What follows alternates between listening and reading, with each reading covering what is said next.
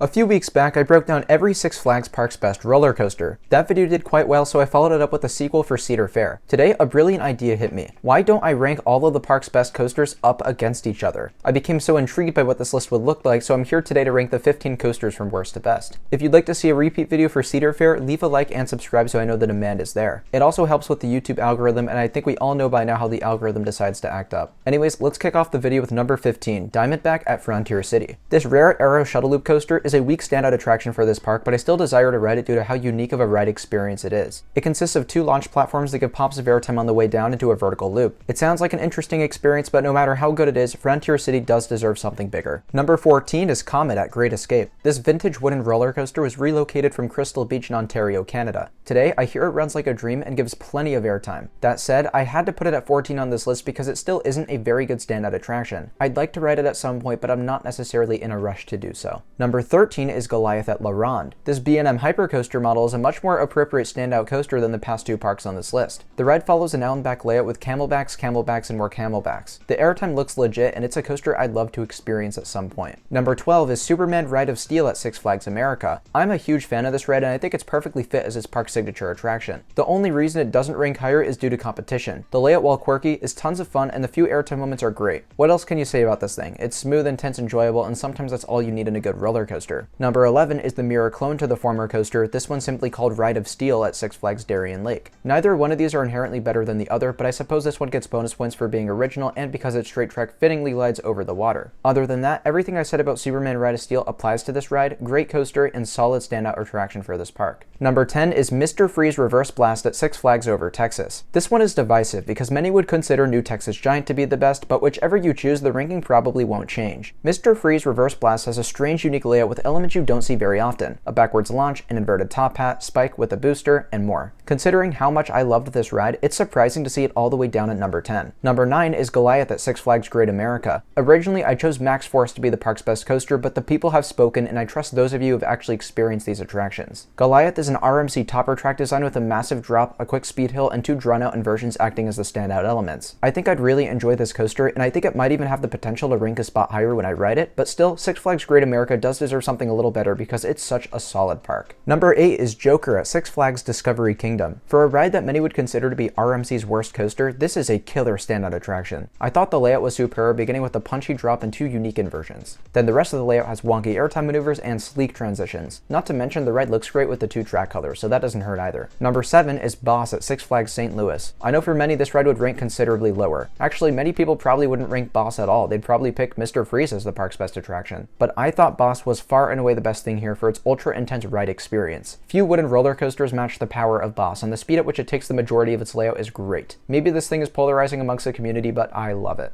Number 6 is Goliath at Six Flags Over Georgia. This is by far the best B&M hypercoaster in North America. I could not believe how intense this ride was and how powerful it was. The variety of airtime between the floater at the beginning and the flagector at the end was legitimately perfect, not to mention the turnaround being my favorite on any B&M coaster out there. I think this ride is immensely underrated and absolutely deserves a high spot on this list. Number 5 is Superman El Ultimo Escape at Six Flags Mexico. This hypercoaster design is some of the best work Morgan's ever done. The combination of forces, whether it's negative G-forces, lateral G-forces, or positive G-forces, are so fantastic. Not to mention, this thing runs completely trimless, meaning you go flying on those last few hills. This is how every Morgan hypercoaster should ride. I can't believe this thing is real. Number 4 is Wicked Cyclone at Six Flags New England. Talk about an underrated RMC. Sure, it may only be 109 feet tall, but how it's able to maintain its speed enough to complete 3 laps around the structure is incredible. The elements of choice were great too, and the ride is an absolute representation of how RMC is able to build something amazing out of such a small structure. Number 3 is my favorite RMC at a Six Flags park, Iron Rattler at Six Flags Fiesta, Texas. This ride has some of the best elements of choice possible considering its environment. Iron Rattler takes full advantage of the park's quarry wall, diving off of it, taking you upside down over it, and launching you out of your seat all the way to ground level. That's not to ignore the incredible first drop, which has an immaculate airtime lateral blend and is one of the best first drops out there. Coming in at number 2 on my list is X2 at Six Flags Magic Mountain. My favorite park in the chain has a ride so unique it can't be compared to anything else in the Western Hemisphere. The 4th dimension design allows the vehicle to rotate in correlation with certain elements. This is very very disorienting, very intense, and very fun. X2 is a ride that I'm always pumped to get on, and it's well deserving of the number 2 spot for me. But number 1, the king of Six Flags coasters, is El Toro at Six Flags Great Adventure. This shouldn't come as too much of a surprise. This thing is insane. It's a wooden roller coaster with stats exceeding most steel coasters. I love this ride's sustain ejector airtime hills, low to the ground turns, and the way it rides is so unique. El Toro doesn't just take the number 1 spot on this list, but it takes a top 10 spot out of every roller coaster I've ever ridden. So I hope you all enjoyed my list, and comment down below how you'd rank these coasters up against each other. Be sure to give me a like, hit that subscribe button so that you don't miss any content like this in the future. Thanks for watching everyone, and I'll see you very soon. Bye guys.